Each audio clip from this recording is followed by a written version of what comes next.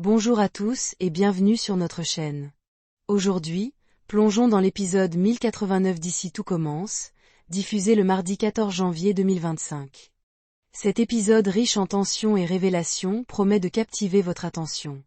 Entre jalousie, confrontations explosives et révélations inattendues, les intrigues atteignent un tournant majeur. Joachim et Clotilde défendent Cléo face aux accusations de Rose, tandis que Gaspard devient la cible d'un événement dramatique à l'Institut. Pendant ce temps, Stanislas, Gaëtan et Alice entretiennent des dynamiques pleines de tension et de surprise, mêlant humour et émotion. Ne manquez rien de cet épisode palpitant. Restez avec nous pour découvrir tous les détails des intrigues et les moments marquants de vos personnages préférés. Dans les couloirs de l'Institut, une tension subtile commence à se faire sentir entre Gaëtan et Stanislas. Gaëtan, toujours jovial et à l'aise, remarque que Stanislas agit de façon étrange chaque fois qu'il est présent. Avec un mélange de perspicacité et de légèreté, Gaëtan commence à soupçonner que Stanislas est jaloux. Les petits regards furtifs, les remarques passives-agressives et une attitude distante confirment ses doutes. Bien que Gaëtan ne cherche pas à provoquer, il ne peut s'empêcher de sourire face à la réaction de Stanislas, rendant leur dynamique à la fois tendue et légèrement amusante. De son côté, une confrontation bien plus grave se prépare. Rose, incapable de garder le silence plus longtemps, décide d'affronter Joachim et Clotilde après avoir découvert qu'il héberge Cléo. Avec un ton à la fois accusateur et inquiet, elle leur rappelle violemment les antécédents de Cléo. Elle insiste sur le fait que Cléo a déjà envoyé Jim à l'hôpital et a tenté de l'étouffer, un acte impardonnable à ses yeux. Rose considère qu'il est irresponsable de leur part de donner une seconde chance à quelqu'un qui a démontré une telle violence. Joachim, calme mais déterminé, répond à Rose en lui expliquant que Cléo est désormais stabilisée.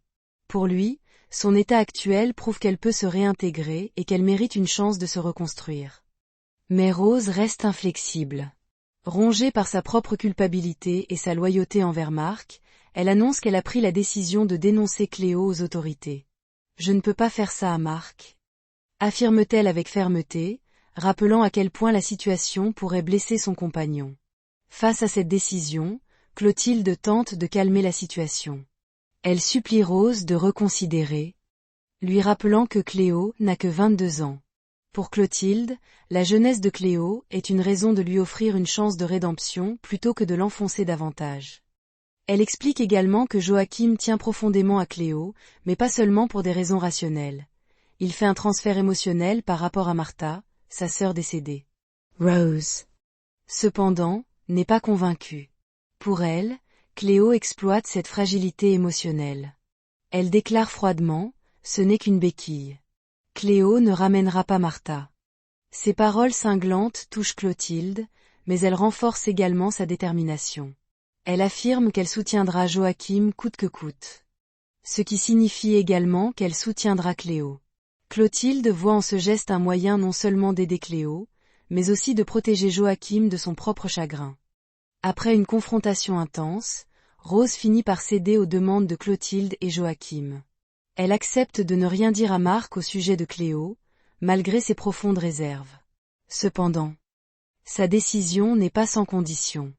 Elle avertit Clotilde et Joachim, « J'espère sincèrement que Cléo ne vous manipule pas. » Rose reste méfiante, convaincue que Cléo pourrait utiliser la fragilité de Joachim à son avantage.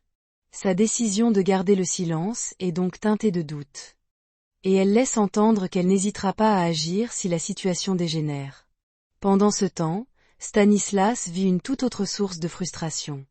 La nuit précédente, il n'a pas réussi à fermer l'œil avant 4 heures du matin à cause de Gaëtan et Alice, dont l'enthousiasme débordant a généré un vacarme insupportable. Même avec des boules quies, Stanislas se sentait assiégé par le bruit. Le lendemain matin, fatigué et exaspéré, il se confie à Angèle, sa voix mêlant lassitude et irritation. « Ils n'ont aucune limite », se plaint-il, espérant trouver un peu de sympathie chez elle. Angèle, amusée par la situation, tente de lui remonter le moral, mais son sourire dissimule mal qu'elle trouve la situation légèrement divertissante. Au petit déjeuner, la patience de Stanislas est mise à rude épreuve. Gaëtan et Alice, inséparables, affichent leur affection sans retenue, s'embrassant encore et encore devant tout le monde. Ce comportement, loin de ravir Stanislas, l'irrite au plus haut point. Son regard agacé et ses soupirs répétés trahissent son humeur maussade. C'est un petit déjeuner, pas un spectacle. Marmonne-t-il à voix basse, visiblement à bout. L'ambiance légère et insouciante de Gaëtan et Alice contraste fortement avec son humeur grincheuse, créant une tension amusante mais palpable autour de la table. Antoine traverse une période de frustration croissante. Tous les candidats prévus pour l'entretien d'assistant de direction annulent leur venue les uns après les autres. Chaque désistement ajoute à son exaspération, et il commence à perdre patience. Cette situation met en péril la gestion déjà tendue de l'Institut, et Antoine sent la pression monter. Tessier, fidèle à son humour acerbe, ne rate pas l'occasion de se moquer de lui. Avec un sourire narquois, il lance des piques bien placées, soulignant à quel point la situation est désastreuse et insinuant qu'Antoine pourrait être la raison de ces annulations. Antoine, déjà à bout, tente de garder son calme, mais il est évident que Tessier s'est appuyé là où ça fait mal, ajoutant une couche d'humour mordant à cette intrigue tendue.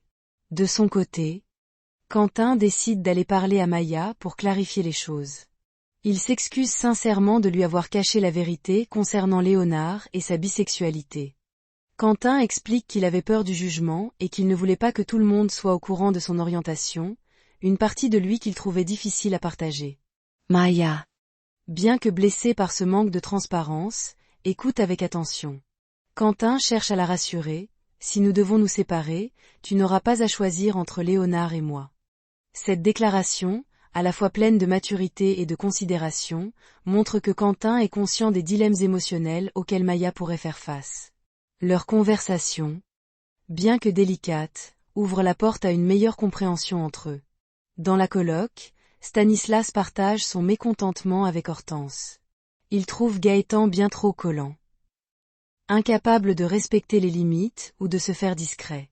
Mais Hortense, qui observe la situation avec un œil plus impartial, pense que les véritables sentiments de Stanislas sont tout autres. « Tu es jaloux ?»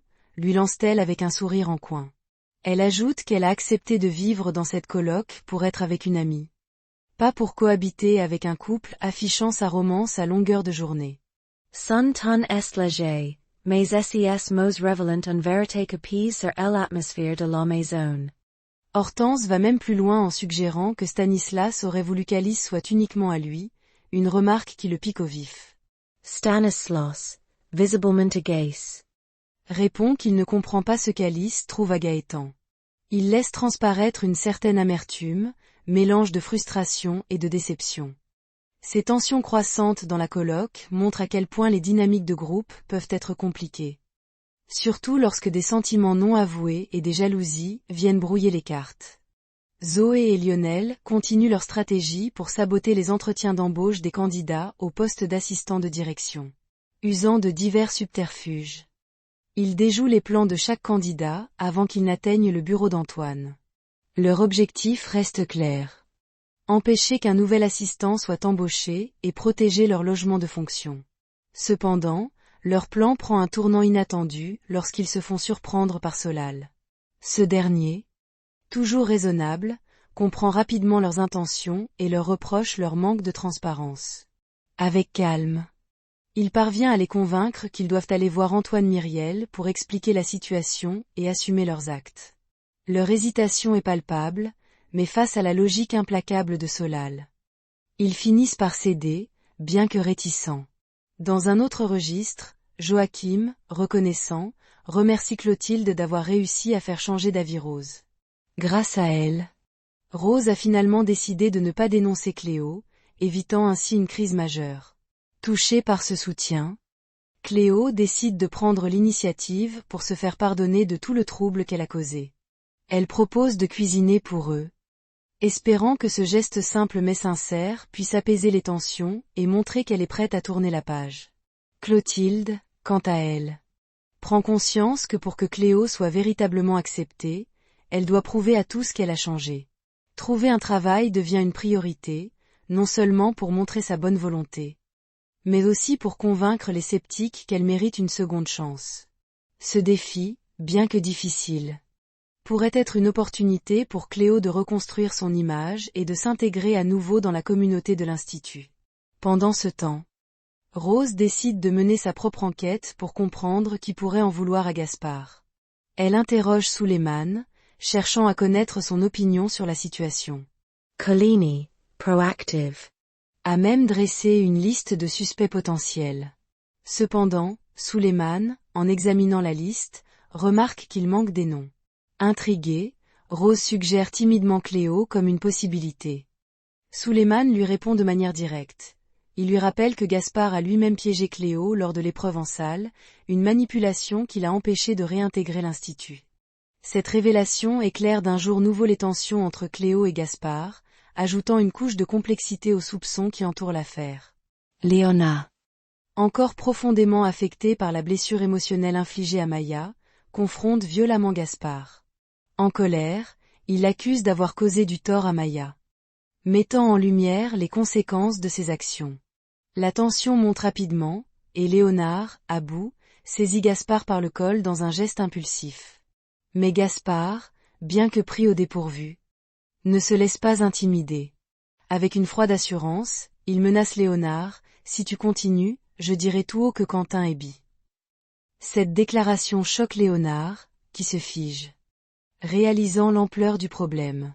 À distance, caché derrière un arbre, Cléo observe toute la scène. Son regard est indéchiffrable. Mais elle semble hésiter sur ce qu'elle doit faire face à cette confrontation tendue.